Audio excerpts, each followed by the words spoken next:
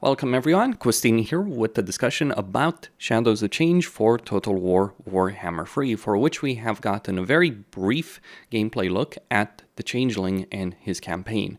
The main mechanic that the Changeling is going to have in battle is the ability to steal the identity of any other legendary lord, or any other lord. So you see him taking the form of Castalton, killing Tadi over here, and also later on in the trailer he does take the form of Scarbrand. This does open a Pandora's box of possibilities, especially if you can take the form of, say, someone like Malice Darkblade as an example, because there is a significant amount of power potential over there and the potential of a one-man Doomstack as well. We also got to see him teleport on the campaign map and showing off his fancy moves in terms of animation. It's on the campaign map as well. We'll see how much he can teleport around the world. And we also got to see the post-battle screen for settlements. So you can see you can sack settlements. I think that would have been a very annoying dynamic to have on the campaign, where you had to choose between establishing a cult, raising a settlement, or sacking the settlement for a significant amount of money. The way it looks like here, and it's weird they mentioned the ability to sack settlements in the blog, but then they showed the picture where they showed that you actually can't. So you can establish either a symbiotic trickster cult or a parasitic trickster cult, or raise the settlement to the ground. This is going to give you more grimoires, this is going to give you a lot more money, but of course you're not going to get the settlement. So that is the dynamic that the Changeling will have with regards to settlements. Now, having to do this, at least with military force in hostile territory and basically leaving the territory of your foes intact, is not necessarily going to be the best possible way of playing a campaign. I do see some limitations with respect to that, but at least we don't have the annoyance of having to decide between sacking a settlement, raising a settlement, or establishing a cult. You just get the choice. Either build a cult of one way or another, or you raise the settlement to the ground. Now, looking at the settlement build page over here, we can see we have our basic military recruitment. So we're not playing a horde army. Instead, we just have armies on the campaign map, and we're likely, the way I see this situation is, we're going to be recruiting units in the regions these undercities, these cults are in. It has its pros and cons compared to a horde army, I would argue. The biggest issue is that you're ultimately leaving the faction that controls the settlement in control of the settlement after defeating their armies. The problem with that, the biggest issue, is one of your allied factions or an enemy of this faction might just come along and raze it to the ground.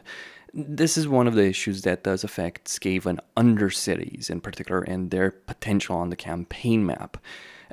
And it does seem like the Changeling is going to try and fly solo, at least to a certain degree.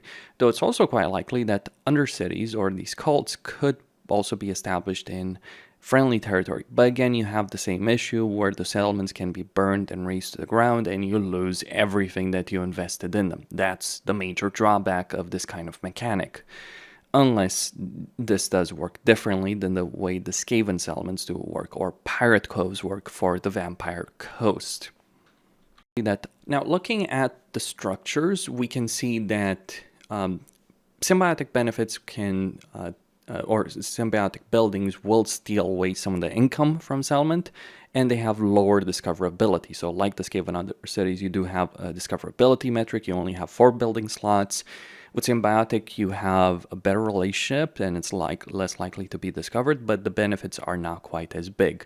You will siphon away a certain portion of this element's income to your own coffer. So if you're talking about a race like the Dark Elves, for instance, or a race like the Greenskins potentially, especially if they have a gold mine in this element, there is a potential of earning a lot of income from that. But generally speaking, raw income is probably going to be better to really maintain your economy in the grand scheme of things. You also have something similar to the undercities in that you can build a particular structure that does give you the ability or a chance to expand the trickster cult in adjacent regions.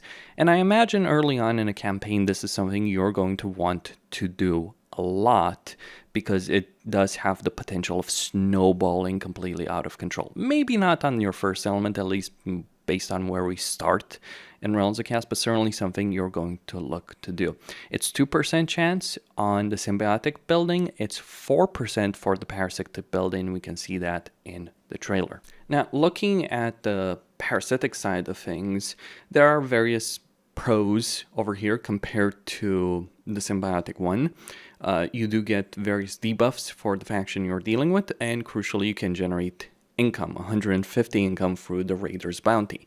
Now, this is an interesting thing to look at because we all know the issues that Tzeentch has in terms of income. 150 is more, at least on the surface level, more than Kairos can generate in his own economy. Though keep in mind, Kairos also gets a bunch of structures that do act as modifiers.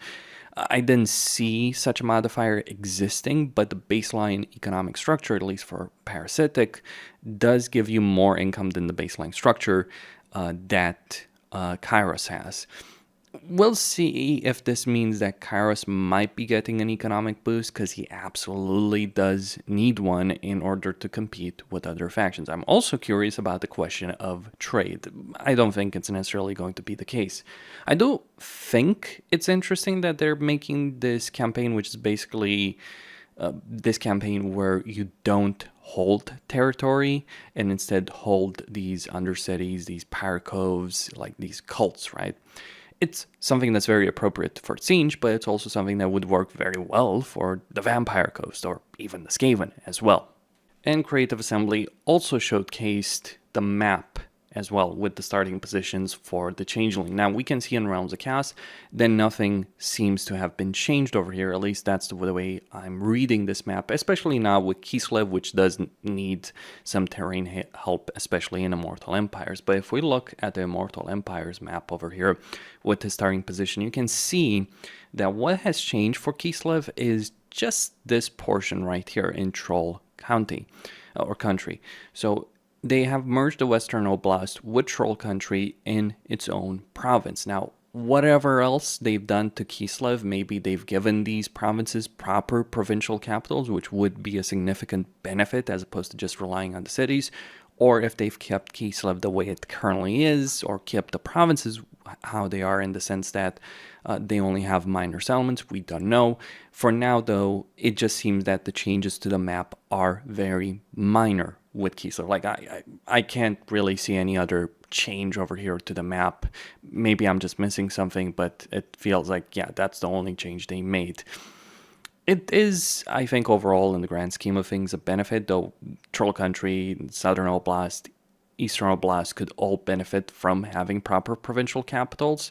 I do feel like some kind of forts that Kislev would have in the area, that would make sense, given that these are all strategic choke points.